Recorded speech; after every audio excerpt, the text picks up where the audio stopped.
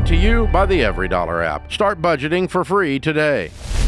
So I have a question. My husband and I, we own 2 homes, and our primary home is paid off. It has about $550,000 in equity, and then we have an investment property that we owe about $90,000 on, and that equity is around $700,000.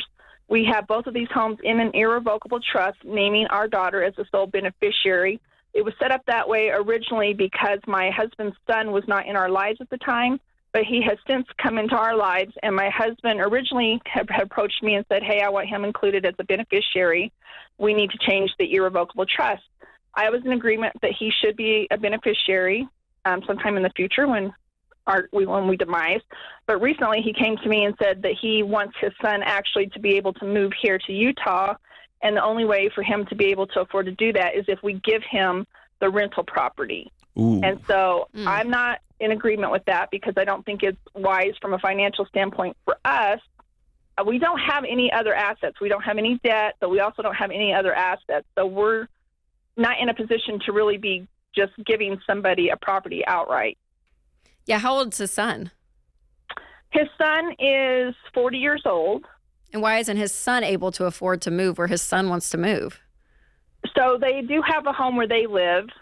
Where we live is very expensive. The average home is between. So he can't afford to live there. He can't afford to live there. He can't afford to live here, yes. And that's why my husband is like, well, he can if we give him this house. Yeah, dude, that doesn't sound good. And what about your daughter? So, and that's the other thing too. She would be in agreement because she just wouldn't want to be confrontational. She'd be like, okay, that's fine if that's what you want to do. But of course she's going to be hurt if he's given a house that she originally thought she was going to inherit. With $700,000 of equity? I'd be pissed. I'm sorry. $700,000. What? Yes. Well, it sounds we like have a greenhouse on the property, and my husband is wanting to create a CSA in the future. So his other thing is he said, he'll be here to carry on my name and keep the greenhouse. It sounds like it sounds like a husband issue more than the son issue. Dude, this is 100% a husband issue. Here's what it sounds like. Sounds like he is trying to buy back lost years. And you can't do that. Yeah, that's my feeling too. You can't do that. You're going to throw money into a fire pit, and don't do it. Don't do it. He's going to compromise his relationship with his son. He's going to compromise his relationship with his wife and his daughter. It's just going to become a mess. If he wants to rent this house, if y'all want to rent this house to him, even at a discount, fine, for a season.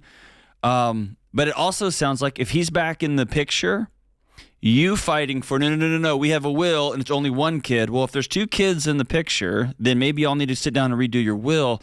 But this whole thing is a much bigger conversation. Yeah, the will is one thing. Giving them just a house right now when he can't afford. Yeah, that's just madness. Y'all can't afford it. He can't afford it. Nobody can afford this.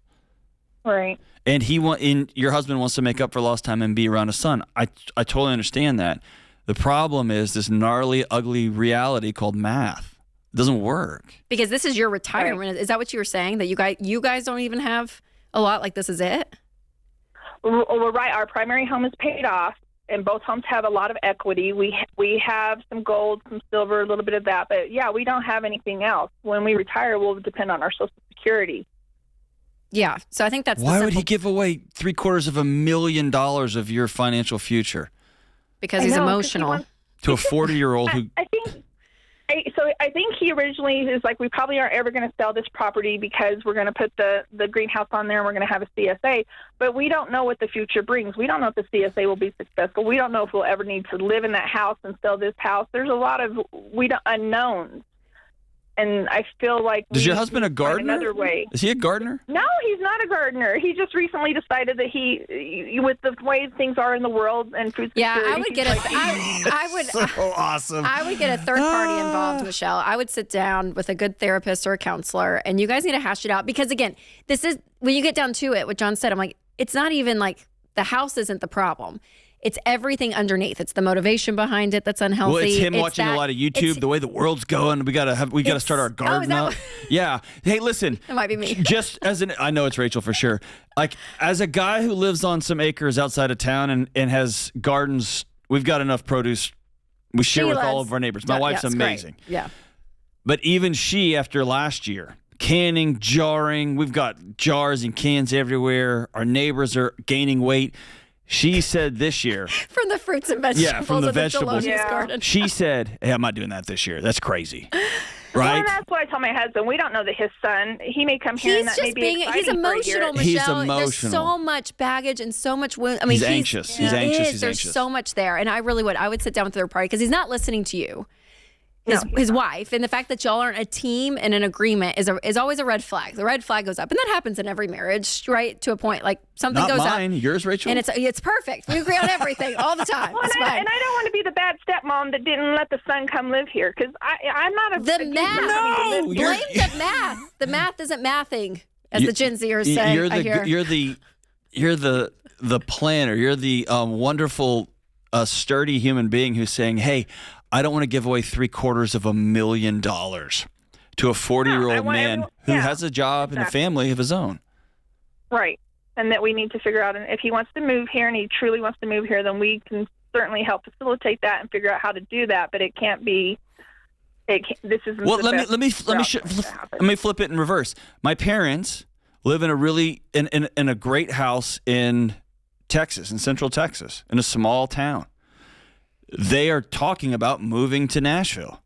Their living experience is going to be radically different. And they know that. So if they move here, it's not going to be apples to apples, right? Because living in Nashville is infinitely more expensive and than like living basics, in a small like town Texas. Groceries and restaurants. Groceries, and it's gas, it's moving around, right. real estate, all of it's different. So there's just a reality to it. And that's why Rachel, like what she's saying is dead on. This is none of this is happening in reality. That I'm going to start a gardening company and save my neighborhood, and then my son is going to carry on our legacy. By the way, the son that I didn't have much of a relationship because he cut me off or was out of the picture or whatever was going on back then.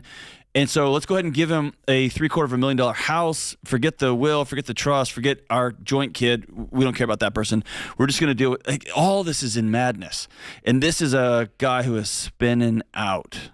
He needs to sit down and talk to somebody. Y'all need to talk to somebody and begin to paint a picture that is rooted in reality. Yes. And there's such a beautiful redemption part of this story, right? I'm like, they've reconnected. Yeah, it's amazing. They want to be close to each other, like in even proximity of living close together. Like, I mean, all of it is so good, but just do it the right way. And throwing a house at the situation of someone that can't afford that part of the country or that part of the state, it's going to do more harm. And then in the meantime, fracturing relationships, possibly with your daughter, with you, Michelle, because you're not fully on board. I mean, all of it. So there's a right way for this relationship to be healthy and so good. And what a gift, right? What a gift. Create your free every dollar budget today, the simplest way to budget for your life.